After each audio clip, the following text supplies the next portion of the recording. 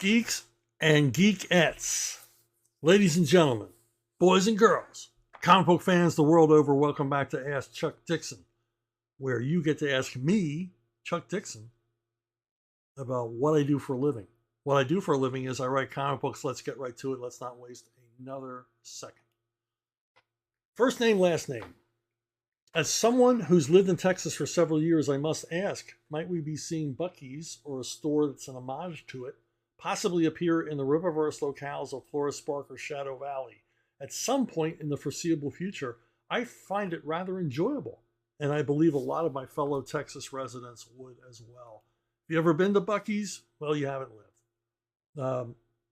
I know they're all over Texas. There's a few here in Florida, and they're building another one about 45 minutes north of me. I visited one in Georgia a few months back for the first time. And my first time at Buc-ee's is always memorable. Buc-ee's is an American institution. There's no other country in the world would have a store like Buc-ee's. Imagine a convenience store half the size of a Walmart. Imagine a gas station with not dozens of gas pumps, but hundreds of gas pumps. You know, imagine a wall of jerky, a wall of trail mix. Imagine 24-hour barbecue prepared right in front of your eyes. This place is amazing. It really is. It's a kind of a it's American exceptionalism. You might see it as wretched excess. I don't know. It depends on your viewpoint. But it is a happy place, and everybody in there is happy. The customers are happy. I go in, and there's customers coming up to me going, me, a total stranger, and saying, "You believe this place?" Even the employees like really, really happy. So it must be a hell of a place to work. They even post their hourly wages on the wall. They're so proud of their business model and so proud of their employees. And it's the 4th of July every day at Buc-ee's. Just super, super happy place. Super patriotic. You know, there's your wall of jerky. I mean, just, whoa. What can I say? Now, will there be a version of Buc-ee's in the Riververse? Yes. I've already established it in an upcoming project. That's the beauty of creating worlds, universe building, and all the rest of it, is you have a lot of fun creating things analogous to what we're used to. I'll give you a little preview here. The Riververse version of Buc-ee's is called Froggies. And like I say, it's upcoming. And a project I can't name. I know all the art's done, and we're well into production on the second part of it, but I will say no more. This is the logo that I cobbled together with my limited graphic design skills to put in the script to give the artist an idea what I thought the logo should look like. And so I don't know what the finished logo will look like, but I certainly want a t-shirt with this on it. I've asked Eric, I said, all these businesses that I'm creating, I really think we could make t-shirts of them. It'd be a lot of fun, particularly a fast food restaurant that appears in The Horseman upcoming. And Eric agrees. It would be a lot of fun to have these phony businesses and try to explain them to normies. You know, what's that logo from? It's from another world. So yeah, there will be a Buc-ee's in the Rippaverse. It'll be Froggies. Joshua Ignatowski, other than a bullet for Bullock and the episodes where Bane makes an appearance, what would you say are your favorite episodes of Batman the Animated Series? Well, I agree with almost everybody who's a fan of this series that Almost Got Him is the best episode of the series. If you've never seen it, you really should. As you can see here, a number of Batman's recurring foes from his rogues gallery have a poker night, and they talk about what else? Batman, while they're playing cards, and they review some of their recent capers. It's the funniest of all of the series, and I think the best. It's the seamless 30-minute animated episode in a series that is uniformly excellent. This episode really is a standout. Twin spin for Joshua, as he's become accustomed to. what would you say is your favorite episode of Superman the Animated Series? I would have to say the two-parter Apocalypse Now, in which, I don't mean to spoil anything for anybody, but Dan Terrible Turpin, a cop character created by Jack Kirby, dies. He's killed by Darkseid. Darkseid turns his Omega Beam on Turpin. When Turpin is leading the citizens of Metropolis to resist the denizens of Apocalypse who have invaded their city. And the runners of the show decided that a terrific homage would be to base Terrible Turpin on Jack Kirby himself. And as you can see, it looks very much like Kirby, talks like Kirby, and which made it even sadder because at the end of the episode, I remember watching it when it first aired on Saturday morning, and I'm watching it with my kids, and they're wondering why Dad's tearing up at the end because it's basically Jack Kirby's funeral, animated, and very, very sad, and all of the regular Superman characters are there for the funeral. A few cameos. You see Stan Lee in the background there if you're watching this, and I teared up even more when they had a title card at the end of the episode. They dedicated the episode to Jack Kirby. So, triple spin from Joshua, not to spoil him. Do you have any thoughts on how, around 2007, Black Canary and Oliver Queen got married in the comics? I didn't know they got married, which is sad. But that's just a sign of the lessening impact that comics have on our culture. Yeah, I didn't know. And not to dismiss your question, but frankly, who cares? Because they keep, throwing out continuity. They keep rebooting and rejiggering and discarding and erasing continuity. So are they even married at this point? Is that still a thing? Or maybe in today's continuity, they were never married. Maybe they've never met. I mean, who knows? Used to be when an event like this happened, you figured it's going to be somewhat permanent, but nothing's permanent anymore. And the problem is when anything can happen in a story, who cares? I mean, they're not even trying to keep us and engage us. And also, if I were advising Dinah, I would have said, you can't marry this guy. You know his history. You know he ain't sticking around. He's a player. He's a louse.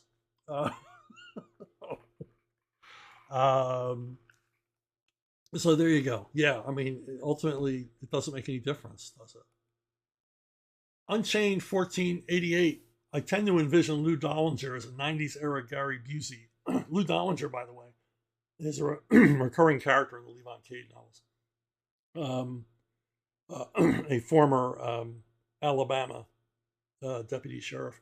Anyway, I tend to envision Lou Dollinger as a 90s era Gary Busey, 1991 Gary Busey from Point Break, most specifically. Of course, with more pale skin, similar to Busey's skin tone in Lethal Weapon, as Mr. Joshua. That's how I see him when I'm reading. And I've read every Levon Cade book, while currently on book 3 of Bad Times. Thank you, sir or madam. I don't know what Unchained 1488 refers to. I believe Lou Busey Dollinger is the best character in the series, a better character than Levon even. I think Levon Cade is awesome. Give Lou Dollinger a spinoff where he's the protagonist. Lou Dollinger shows up in the three most recent Levon Cade novels: Levon's Prey, Levon's Range, and Levon's Scourge. And I really put him through the ringer because, even though he's an interesting character, he's an odious character.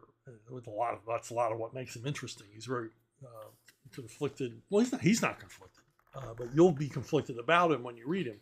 Because it's like, wow, I don't like this guy. But as a writer, I liked him. By that, I mean, I wouldn't want to take a long car ride with him or have him as a next door neighbor. But I liked him as a writer because he was interested. He was multifaceted. And he sort of defied conventional wisdom. Lou Dollinger is like I said, he's not a nice guy. He's an unreconstructed bigot and be perfectly played by Gary Busey.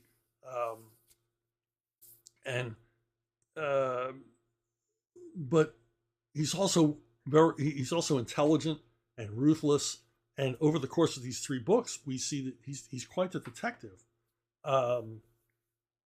And I just sort of fell in love with the character. Initially, I was going to have Levon kill him. I was setting him up as someone for you to hate and for Levon to kill. And you would go, yay, he's dead. But then I couldn't do it. I could not virtually pull the trigger on him.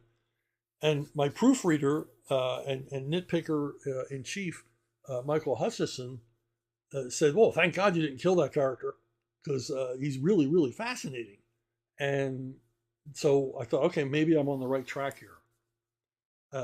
They always advise you, I forget what famous writer said that, to kill your darlings. Basically, don't get too attached to anything when you're writing. And that's good advice, but not all the time. And I'm glad I kept Lou Dollinger around, because he plays a big part in the next 2 books. And I really put him through some crap. I mean, every once in a while, you create a character that gets away from you, really takes on a life of their own, and you really can't knock them off because there's more story. There's so much more I can do with this guy. I can't imagine writing a spinoff of him, because he really isn't a nice guy. Lou is very much a Jim Thompson type character, where he's interesting and you can somewhat relate to him and you really want to see what he does next, but he's not a nice guy. Jim Thompson wrote about, con men and swindlers and killers, and they were his main characters, not nice people. And he didn't expect you to ever like them, and that's Lou Dollinger to a T. He's very much in the Jim Thompson mold of a guy you wouldn't want to have showing up for Thanksgiving dinner. Hey, are you subscribed? Maybe you only think you're subscribed. YouTube has been unsubscribing subscribers on me, which I'm seeing my numbers go down instead of up. And that's not the direction I want them to go in. So if you're subscribed or think you're subscribed, go double check, because if I can't grow my numbers, I at least want to hold on to the ones I have in my desperate bid to keep as many of you on the subscription list as possible, so you keep hearing about these videos. Robert Hodgkin. So I grabbed a Kindle edition of the first book in your SEAL Team 6 series. After buying the Kindle edition to SEAL Team 6 Book 1, I noticed the second book in that series is not available as a Kindle edition. You can only get it if you buy a Kindle pack of the first several books in the series. I would prefer not to rebuy Book 1. I noticed all the other books in your SEAL Team 6 series are available individually as Kindle editions. Any idea what is up with SEAL Team 6 Book 2? No, I don't know. I don't have any contact with this publisher anymore, quite frankly, because I don't see any royalties. I don't see any of the promised royalties. I kind of look back on this period as I wrote 6 novels and basically taught myself how to write a novel.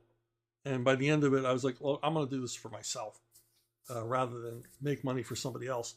And, went off to do Bad Times and Leave on Cade and the other stuff I've written. Is this just negligence or a nefarious ploy to get you to buy number 1 again? I don't know. I really don't know. And I don't see it changing because they've kind of gone asleep at the switch on this series. It still sells, but it doesn't sell anywhere near the numbers it was selling at the beginning. When I first started writing these SEAL Team books, the ebook gold rush was still on, and these things sold really, really, really well. As someone at the publisher mistakenly told me, they weren't supposed to tell me. They weren't supposed to tell me how well the books were doing, and they did. And I asked for, where are my royalties, and the relationship deteriorated from there. But these sold really well. But probably, looking back, they probably sold more than my Leave on Cade series has sold. My Leave on Cade series has done very well, but the SEAL Team 6 books were just at that right time. Everybody was talking about SEAL Team stuff, and it was hotter than hot. It was so hot that in this particular book, I wanted to end the book with Gaddafi being assassinated, Muammar Gaddafi being assassinated. most of the action in the book takes place in Benghazi, Libya. But unfortunately for me, Gaddafi wasn't dead yet. But I just thought, this guy's days are numbered for a variety of reasons. This guy's, his sell-by date is months old. He's going to be gone soon. And so I wrote the novel planning to end it with Gaddafi's assassination. And I just thought, well, I know he's not assassinated yet, but it's going to be soon. And by the time I was at the point of like maybe 2 days before I was going to write the scene where Gaddafi gets assassinated, he was assassinated. And I took what little scant details I could from the news reports and told my own version of Gaddafi's demise. So I was kind of proud because of this particular SEAL team book, because I predicted a world event, before it happened. I was sort of reading the tea leaves. I'm no geopolitical genius or anything else, but you read about this stuff and the different relationships between countries. It's not hard to figure out what might be coming next. It doesn't really take a genius if you know human nature and the rest of it. But I was way ahead of all the media in saying that Gaddafi is going to be dead soon. And consequently, this is the first fictionalized version of those events to appear, because this book came out within 60 days of Gaddafi's death. So, it might have looked like I just wrote the book in a big hurry, but it was just, synergy or synchronicity or something that brought me in line with world events. What can I say? Sean Danker, I was wondering, what are your thoughts on Jeff Johns' attempt to explain the Joker via 3 Jokers? Do you think Jason Todd should stay dead? Yeah, I mean, I think that I didn't know Jeff Johns, that was a Jeff Johns thing. Not that it makes any difference. I think Johns, DC was kind of weird at that point. DC's always been weird, but it was really weird in that era, recent era. And they were looking for high concept ideas that would, go virtual, that get people talking on the internet, as if getting people talking on the internet was the business model. No, it's selling comic books is the business model. And they I don't think they ever figured out how to connect those two. It's a gimmick. It's a stunt. And I don't think I think Johns just wanted to get an assignment, basically. And he was willing to pitch something that he normally wouldn't, 8 years before he would never have pitched this. But given the nitwits running the company at the time, it was like, well, you got to sell stupid stuff to stupid people. So he comes up with the 3 Jokers idea, which is a terrible idea. It's an absolutely terrible idea. One of the greatest things about the Joker, when I first started writing Batman comics, I didn't know, how do you get a handle on the Joker? You don't want to write a bad Joker story, because everybody will remember a bad Joker story. You can write a bad Kite Man story, and it's forgotten within weeks. You write a bad Joker story, and you've just hung an albatross around your neck. So I talked about this with Scott Peterson. I said, I need a handle on the Joker. And Scott said, well, he reinvents himself every day. I thought, well, okay, there you go. There you go. He doesn't have to be consistent. In fact, anarchy and chaos are his best friends, and inconsistency is a great thing. And I don't know where it came along, but all the writers seem to lean toward this idea that when the Joker told his origin, it was always different. And he would retell his origin and make this new version of it according to who he was telling it to. And I really like that idea, that we would never know the Joker's real, true origin, because he just lie about it all the time. And to produce 3 Jokers to explain the difference, I guess, to explain the difference in the origins, really takes a lot away from the character. It takes away that aspect of it that so many other writers had done so much good work in. The Joker's, the fantabulous tales of his beginnings. And also, sort of, for the Joker only, that works. I mean, the recent Joker movie, which takes an entirely different take on the Joker, I wouldn't want to see for another character. I wouldn't want to see another character done in that way. But for the Joker, it works. You can imagine that movie as a story told by the Joker. And to do 3 Jokers, I don't know. It don't work. Is what I'm trying to say in a nutshell. As far as Jason Todd, yeah, he should have stayed dead. But they can't resist. They go back to, they can't leave anything alone. They can't make anything permanent. Much like Ollie and Dinah's marriage. I mean, they're probably divorced already. Or maybe they never were married because they've erased that continuity. I think Jason Todd should have stayed dead. The fans sure wanted him to stay dead. He's a failed character. As I said with Lou Dollinger, sometimes characters get away from you. And sometimes they get away from you for the good, and sometimes they get away from you for the bad. And Denny O'Neil admitted to me that Jason Todd was a character that got away from them for the bad. And even when they tried to reboot him and reintroduce him and sort of fix what they thought the fans didn't like about his character, they still didn't like him. And he had to go. And I think he should have stayed gone. And, I haven't seen anything in recent comics to make me change my mind about that. Christopher R. Taylor, have you been trying? I have been trying to get a Golden Age Superman omnibus for years now, and it's as rare as one of those 60s paperback books you recommend. DC would sell these things if they were reprinted. Why do you think they don't put any more out? Are they trying to throw speculators a bone? Is someone at DC collecting them and trying to drive up the price? How could it possibly hurt the company to make their best stuff more available?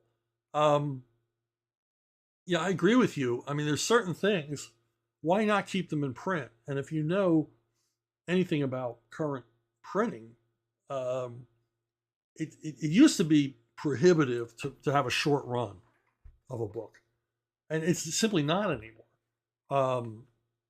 The places where these things are printed, Malaysia, Singapore, Korea, China, they want to keep those presses running 24/7. I mean, literally, presses never stop. They're always looking for things to put on the presses. And they have salesmen who, will just, jump in your face, put their foot in your door and not leave to try to sell you some of their press time, and they'll make all kinds of deals.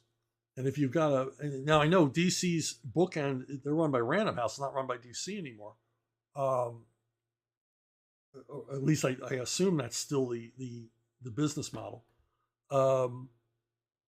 So you would go, okay, you're gonna give me X amount of press time, X amount of paper, blah blah blah blah for this amount. Yeah, let's run off another 3,000 Superman omnibuses. But that's just not the way it works. They don't seem to think about money. It's like I said in my previous answer. There's more interest in going virtual or going viral than they are actually selling books. And this is true for a long time. When I was at DC Comics in the 90s, I often experienced or encountered editors who seemed embarrassed by the fact that DC Comics was a business, that they were in the business to make money. They were in the business to sell more books. Now, as a writer, as a creator, I was interested in selling more books. You want to have a bigger audience, not because, my stuff is so worthwhile and I've got such a huge ego that I think the whole world should read my work. No, I want to sell more books so that I can write more books. I want to sell more books to justify my phony baloney job, because the more books I sell and the more successful my work is, the more I'll get to do it. And that's really all I care about, is sitting here in this room that I'm talking to you from, making stuff up. And I want to see my publishers be highly successful and make wads and wads of cash, so they'll keep paying me to do what I love to do. And a lot of DC editors that I met were, they would talk about cash grabs. We're making a cash grab from the fans. I'm like, you're not making a cash grab from the fans. You're producing something that will entertain and amuse them. you're producing something they'll want. It's not, they're not addicts. They can not buy it if they don't want it. And if we produce crap, which DC Comics has demonstrated over the years, if you produce crap, poorly produced, poorly crafted comics, the readers will go, we don't want them. So you're not making any kind of crash grab. So I guess those people are happy. Okay, we're a failure as a business. It's like, we're running like a non-profit now because we ain't making no profit. We're not selling enough books to actually make any money. In fact, we're making so little money, we don't even have offices anymore. Because they couldn't afford to, literally, Warner has decided that it wasn't worth the expenditure to keep the lights on. So, what are you going to do? So yeah, you're going to have to pay, unless they reprint it someday, which I very much doubt, because they seem to reprint it. And I buy all the Batman Golden Age omnibuses, and I started buying the Superman Silver Age omnibuses because I love that stuff. But I buy it as soon as it comes out because I know once it goes out of print, I'm going to pay 3 times the amount for it. But the thing is, as they do these projects, these lines of books, they just move on. They just move on to something else. And 5 years from now, they may start Golden Age Superman over again in a different format, different trade dress and everything else, as if, they just reinvented the wheel. So I don't know. I feel your pain as a consumer of comics. Why isn't this stuff just always in print? Why would some of this stuff ever go out of print? At Early and Often 3951, Dirty Harry would walk away and let the guy do his thing. Have you ever heard the movie Magnum Force? This is a reference to my proposed Dirty Harry Batman crossover, which I pitched in the 90s to DC Comics, which almost got done until Clint Eastwood heard about it. And in my description, in a recent episode, somebody said, what if he met the Punisher? And I'm like, I don't see where Dirty Harry and the Punisher would have much to argue about. Whereas Dirty Harry and Batman would. Batman would definitely object to Dirty Harry's methods. I don't see that Dirty Harry would have a lot to object to with meeting Frank Castle. Why would he want to stop the Punisher from offing criminals? Unless you did the highly cliched story of the Punisher accidentally kills an innocent and Dirty Harry intercedes. It would be interesting, a Punisher Dirty Harry set in San Francisco, with the two of them teaming up against somebody particularly odious. But I have seen Magnum Force, and I don't like Magnum Force. I saw Magnum Force when it came out. I saw it, I think, opening day. Much anticipated sequel to Dirty Harry. Dirty Harry's a movie I really, really like. I watch Dirty Harry once a year without fail, and saw it many, many times in the theater. Sort of followed the movie around as it went into second and third release. And to me, Magnum Force reverses everything that the first movie established. Is that Harry Callahan is pretty much a vigilante with a badge. He's working within the rules as much as he can, but the first movie establishes that he's bumping up against authority quite a bit. He has no compunction about using lethality and even torture to seek justice as he sees it.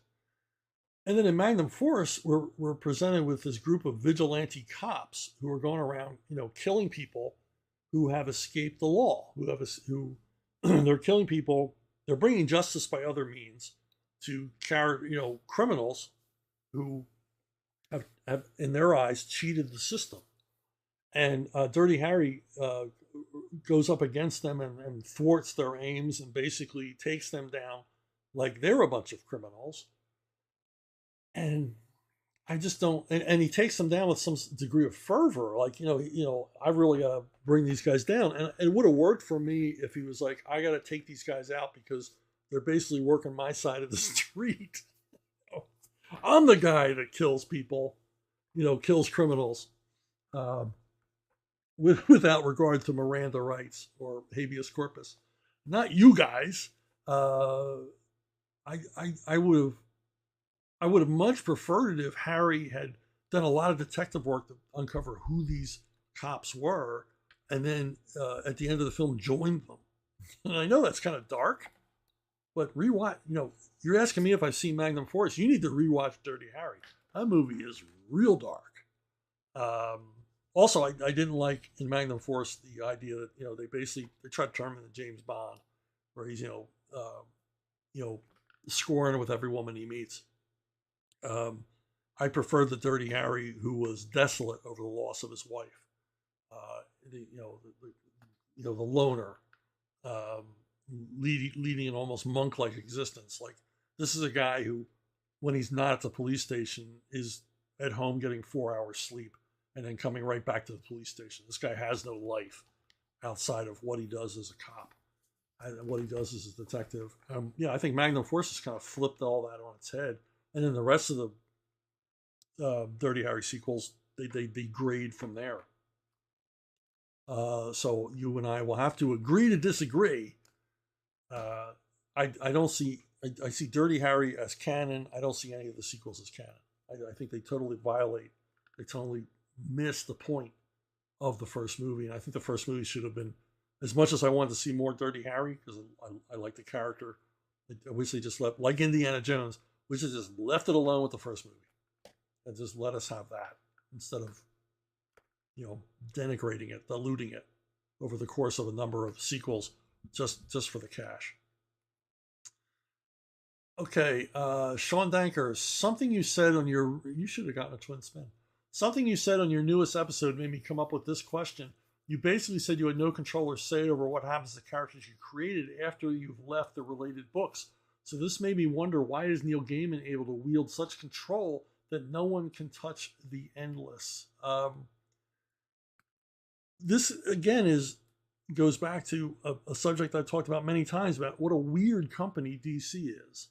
I don't know if Neil Gaiman has a deal on paper that no one can touch his creations, even though so many of his creations are based on already established, at least by name, DC characters.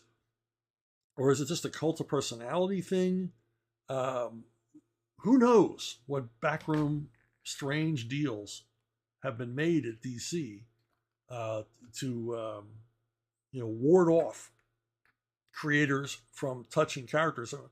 Last episode I talked about the Creeper and the Wrath, how we were not allowed to write those characters even though they belong to DC Comics. We were specifically told you can never write those characters.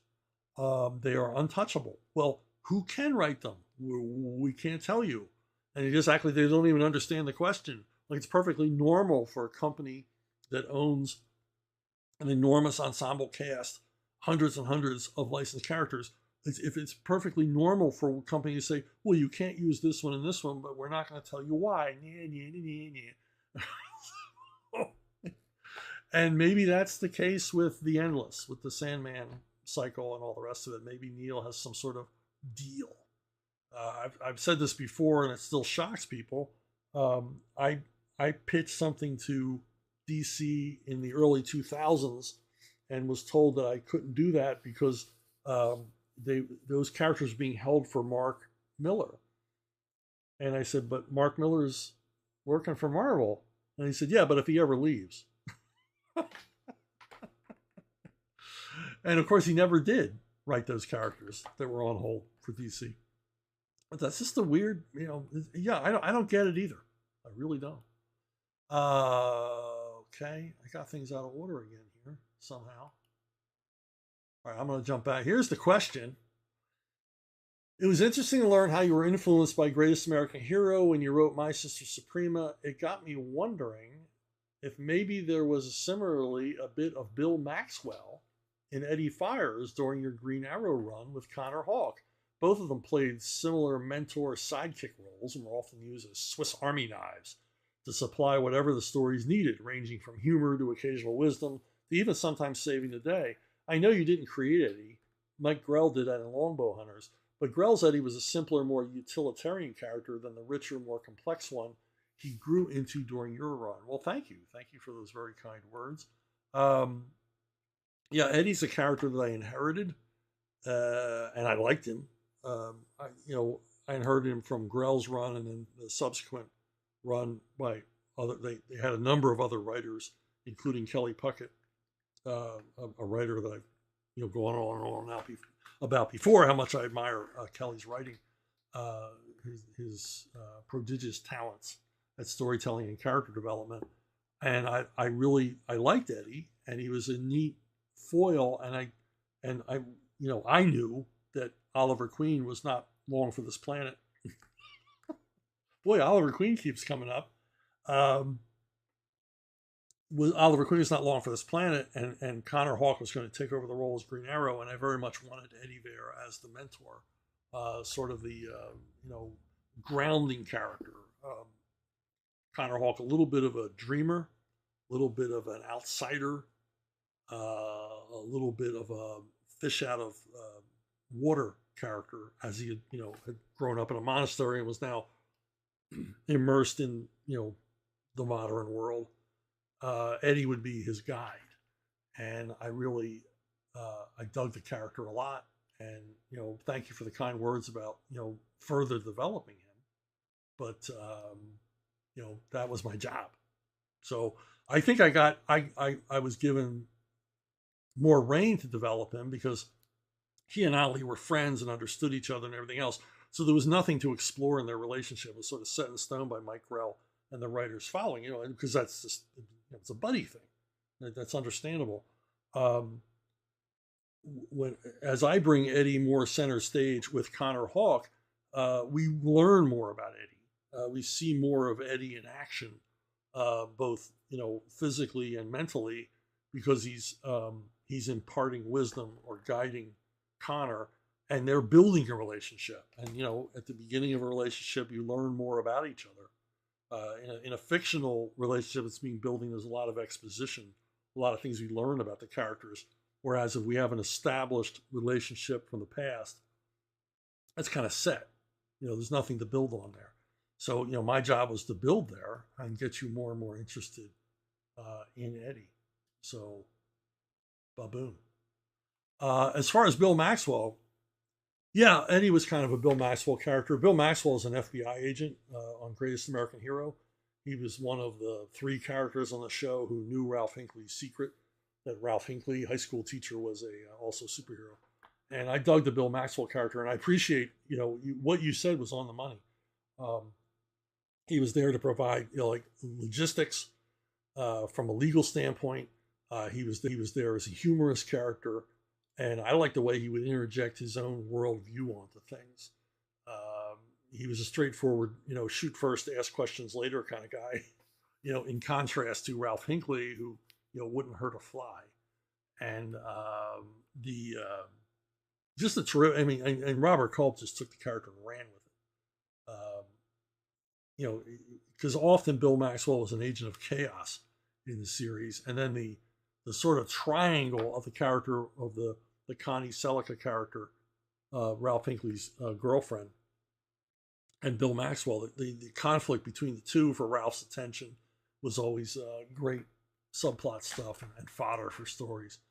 And maybe unconsciously there's a little bit of Bill Maxwell in Eddie Fires. Eddie Fires certainly serves the same role, although Eddie Fires, I guess he was funny now and again. He never meant to be, but things he said were so outrageous. It would make you laugh. So that's it for me this week. Thanks for listening. Thanks for watching. And remember, this episode was brought to you by Froggies.